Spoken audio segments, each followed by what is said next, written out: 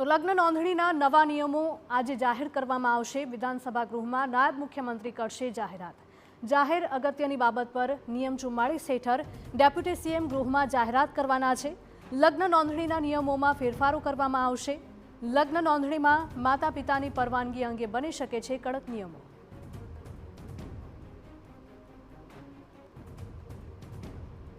નોંધણીને લઈને જે સુધારો થવા જઈ રહ્યો છે ને તેને લઈને પાટીદાર સમાજના આગેવાનો વિધાનસભા પહોંચ્યા છે। દિનેશ બાંભણી આપણી સાથે છે। દિનેશભાઈ, આજે સુધારો થવા જઈ રહ્યો છે લગ્ન નોંધણીને લઈને શું માંગણી હતી અને શું સુધારો આપ જોઈ રહ્યા છો?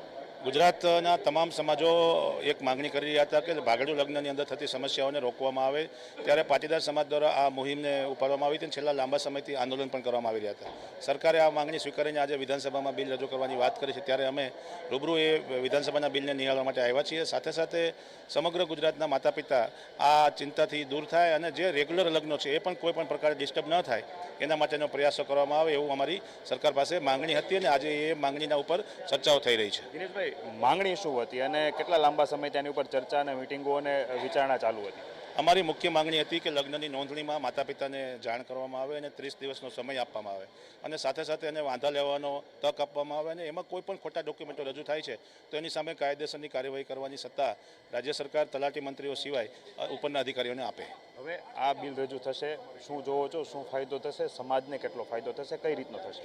ભાગેડુ લગ્નની અંદર છેતરપિંડીઓ થતી રોકવા માટેનો આ પ્રયાસ છે। અમે સંપૂર્ણ આશાવાદ છીએ કે ઘણા બધા અંશે આમાં સફળતા મળશે અને લોકો અને માતા પિતા જે પીડા ભોગવી રહ્યા છે તે દૂર થશે। આજે કોણ કોણ વિધાનસભાની કામગીરી નિહાળવા માટે આવ્યા છો?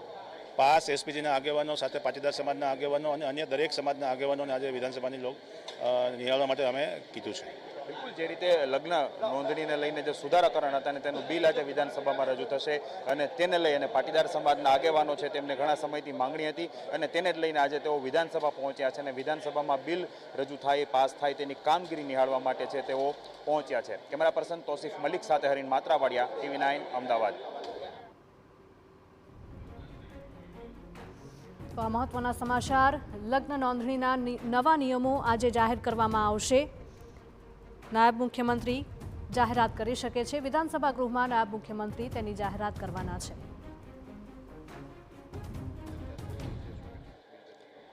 જો આજથી 9-1 મહિના અગાઉ પાટીદાર આંદોલનકારીઓની ચિંતન શિબિરમાં ભાગેડુ લગ્ન પ્રથાના કાયદામાં સુધારો આવે એ સહિતના 9 મુદ્દે સરકાર સમક્ષ માંગ મૂકવામાં આવી હતી। એમાંથી 7 મુદ્દા સોલ્વ થઈ ગયા હતા। 8મો મુદ્દો ભાગેડુ લગ્ન પ્રથાના કાયદામાં સુધારો આવે એ આજે સોલ્વ થવા જઈ રહ્યો છે।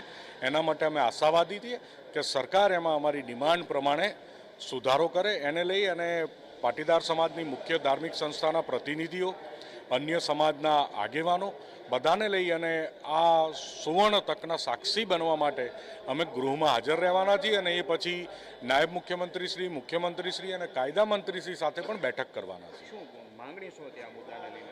આ મુદ્દાને માંગણી હતી કે લોકલ જગ્યાએ દીકરીનું જ્યાં એડ્રેસ હોય ત્યાં મેરેજ રજિસ્ટ્રેશન થાય, એના માતા પિતાને જાણ કરવામાં આવે, નોટિસ આપવામાં આવે, સહમતિ લેવામાં આવે, ઓનલાઈન રજિસ્ટ્રેશન વેરિફિકેશન થાય અને કોઈ ખોટી રીતે ફ્રોડ લગ્ન થાય છે તો કડકમાં કડક ફોજદારી ફરિયાદ, ફોજદારી કાર્યવાહી થાય।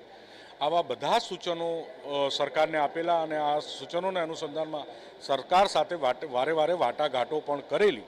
એ અમારા સૂચનો પ્રમાણે કાયદો આવવા જઈ રહ્યો હોય એવું અમે માનીએ છીએ।